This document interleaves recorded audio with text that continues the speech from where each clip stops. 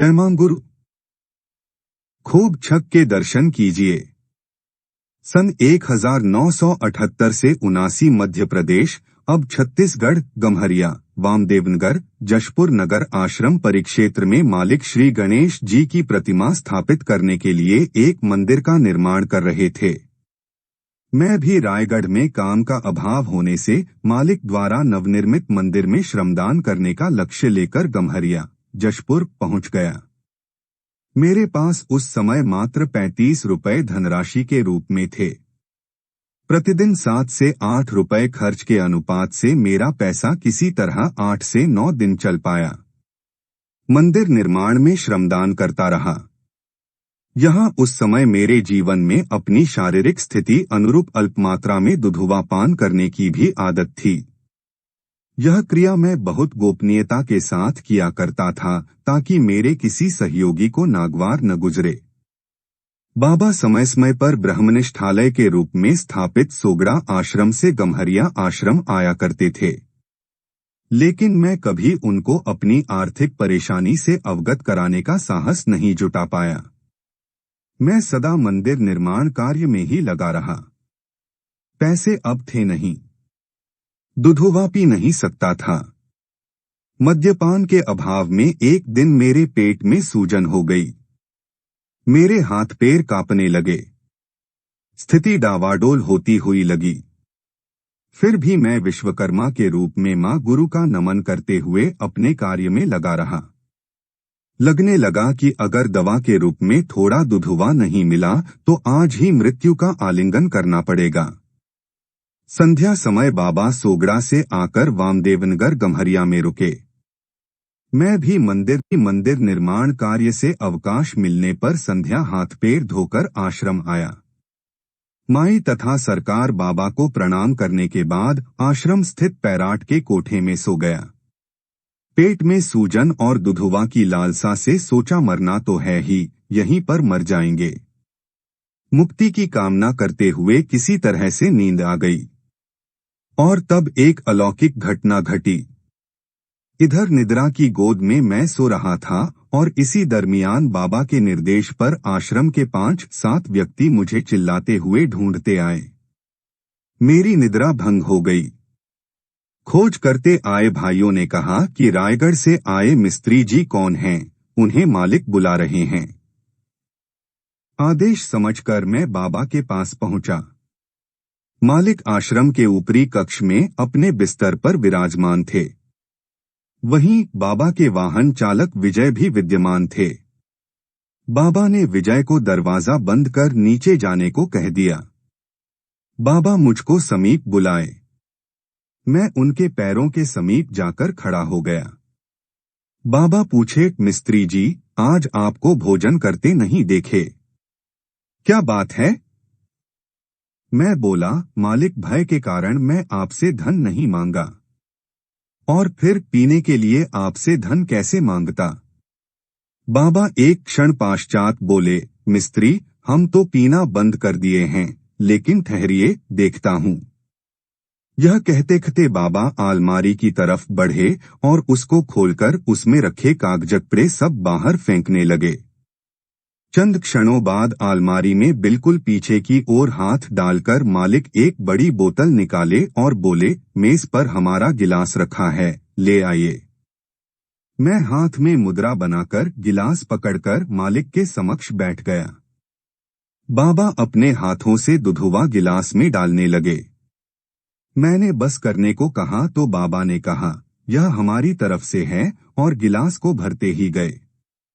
मैंने बस बाबा कहते हुए उनको हृदय से नमन किया और धीरे धीरे सब पी गया। फिर गिलास धोकर मेज पर रख दिया। तत्पश्चात बाबा मुझे पास बुलाकर 20 रुपए दिए और बोले, कमी होने पर मांग लेना। मैं मालिक का चरण स्पर्श बाद नीचे आया। नीचे आते ही मेरे इंतजार में खड़े 40 से 50 व्यक्ति मुझे एक कक्ष में ले गए। इस कक्ष में अघोर पीठ के महंत भैरव बाबा भी बैठे थे। वे मुझे अपने समीप बैठाकर पूछने लगे कि बाबा क्यों बुलाए थे। मैंने ऊपर मालिक के कक्ष में घटित वृत्तांत का वर्णन कर कहा कि आज भगवती परोस रही थी और मैं प्रसाद पा रहा था। महंत भैरव बाबा कहे कि मिस्त्री जी आप तथा आपके माता पिता धन्य हैं। जिन प्रभु की एक बूंद की आहुति के लिए देवता भी तरसते हैं, वे स्वयं अपने हाथों से आपको दे रहे थे।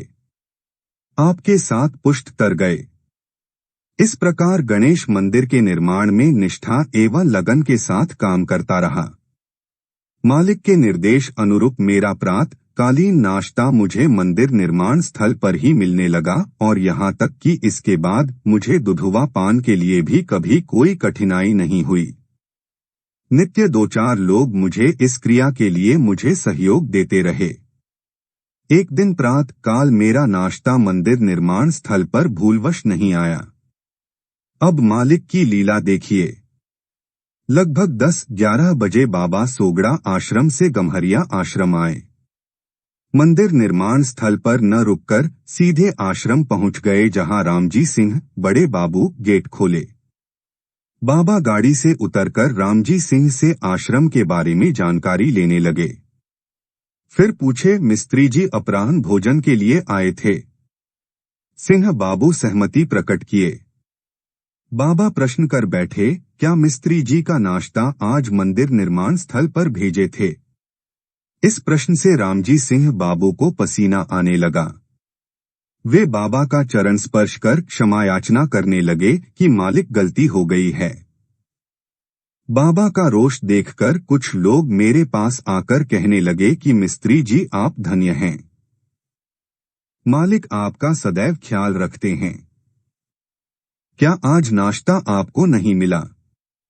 मैंने कहा, भाई किसी कारणवश आज नाश्ता करने का सौभाग्य नहीं मिला है।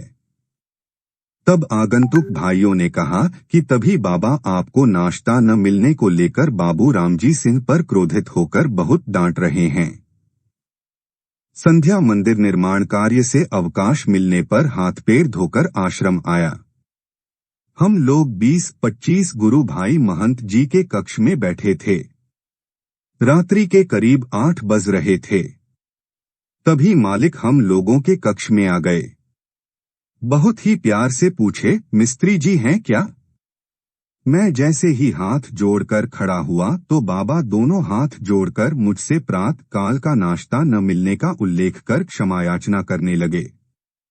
मैंने बाबा की दिव्य दृष्टि तथा इस अपार प्यार से भाव विभोर होकर बाबा का चरण स्पर्श किया और कहा, मालिक आपका दिया संपूर्ण सृष्टि के लोग प्राप्त करते हैं, प्रभु आप मुझसे क्षमा याचना न करें।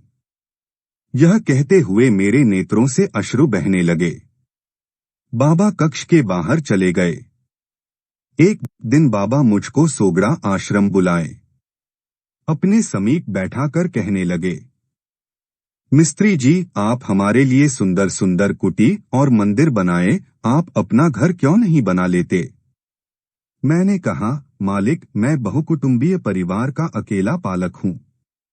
किसी प्रकार परिवार के सदस्यों के लिए भोजन का इंतजाम करके ही प्रसन्नचित्त रहता हूँ।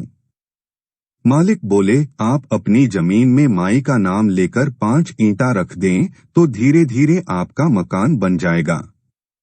मैंने मालिक के आदेश का जैसे ही पालन किया कि मेरा काम धंधा काफी चल निकला। यहाँ तक कि बच्चे भी जागृत होकर फर्नीचर शॉप और ईंट भट्ठे का व्यवसाय प्रारंभ किए। मालिक की दया से काफी चला और खूब कमाई हुई। धीरे धीरे मेरा मकान भी बन गया। अघोर संत श्री श्याम बाबा के ब्रह्मलीन होने पश्चात 7 दिसंबर 79 को गम्हरिया आश्रम में भंडारा निश्चित था। सूचना पाकर मैं भी वामदेवनगर प्रात 8 बजे पहुंचा। बाबा आश्रम में आम्रवृक्ष के नीचे विराजमान थे। मैंने समीप पहुंचकर चरण स्पर्श किया कि बाबा बोले, माई का दर्शन कर भंडारे में जाके काम में हाथ बटाए। मैं माई के नमन पश्चात भंडारे के काम में लग गया। प्रसाद तैयार होने के बाद सत्यनारायण नाम के एक युवा समूह भाई से मिलने गया। वह बाबा के आदेश पर धांढेरी के समीप प्रात से ही एक नाली खोद रहा था। उसे बाबा ने वर्षा का संकेत देकर नाली खोदने को कहा था कि कहीं धान नष्ट न हो जाए। यहाँ भी देखिए उस महान संत की लीला। आकाश बिल्कुल साफ था, कहीं भी दूर दूर तक एक धब्बा भी नहीं था आसमान में। 4 बजे संध्या को बाबा कहते हैं, मिस्त्री जी पानी गिरने वाला है, हमारी कुर्सी भंडारा निवास गृह में लगवाएं। बाबा भंडारा कक्ष की ओर बढ़ चले और मैं भी पीछे पीछे से जाकर कुर्सी लगाया। तत्पश्चात एक अलौकिक चमत्कार कहें तो कोई अतिशयोक्ति नहीं होगी। उत्तर दिशा में सफेद सा बादल का एक टुकड़ा दिखा। जशपुर क्षेत्र के ऊपर पहुंचते पहुंचते वह पूरे इलाके में छा गया। तेज बौछार के साथ बिजली कड़क कर पानी गिरने लगा। तेज बौछार से बाबा भीगने लगे। बोले, हमें पानी से बचाइए। मैं अपने समूह भाई सत्यनारायण, रामाश्रय मिश्र आदि कुछ पास पड़े टीन के चद्दर उठाकर तेज बौछार से बाबा को बचाने के लक्ष्य से तान लिए। मूसलाधार पानी के साथ बिजली भी कड़क रही थी, मानो विद्युत प्रतिबिंब बाबा का चरण स्पर्श करना चाहते हों। बाबा हम लोगों से बोले, अरे आप लोग हमको पानी से नहीं बचा पा रहे हैं तो राष्ट्र को कैसे बचाएगा? जाइए छाता ले आइए। छाता आ जाने पर बाबा उसे लगाकर अपने शयन कक्ष में चले गए। इसके साथ ही वर्षा भी पूर्ण रूप से बंद हो गई। मुझे मालिक की दिव्य दृष्टि और महान संत होने का एक और आभास हुआ। एक समय की घटना है, बाबा मुझे सितंबर माह में सोगड़ा में मिलने का आदेश दिए। ठीक समय आने पर समूह के आदरणीय साथी भाई श्री विश्वनाथ शर्मा और रायगढ़ क्षेत्र के विधायक बुष्ठा कुमार गुदना जी मुझसे मालिक के दर्शन के लिए सोगड़ा चलने के लिए प्रेरित किए। मैं चल पड़ा।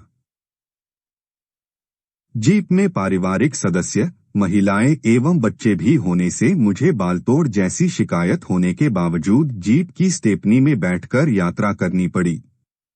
किसी प्रकार सोगड़ा पहुंचे। आश्रम प्रवेश उपरांत सोगड़ा के नमन पश्चात हम लोग मालिक के दर्शन लाभ के लिए रामकुटी गए, जहां बाबा सरजू बाबा की समाधि के समीप विराजमान थे। नमन के बाद बाबा विधायक गुदना जी को जशपुर विश्राम गृह जाकर निवास करने तथा विश्वनाथ शर्मा जी को गांव जाकर ग्राम पटवारी से संपर्क कर उन्हें बुला लाने का संकेत दिए। दोनों अपनी अपनी दिशा के लिए प्रस्थान किए। अब रात्रि 8 बजे का समय था। मैं रामकुटी की सीढ़ी पर हल्की बूंदाबांदी से भीग रहा था। मालिक मुझे बोले, आप खड़े रहें। जब पानी से भीगने से मैं थोड़ा कांपने लगा, तब मालिक प्यार से समीप बुलाकर कहने लगे, मिस्त्री जी, आप इतना कष्ट सहन करके क्यों आए? मैं भाव विभोर हो उठा।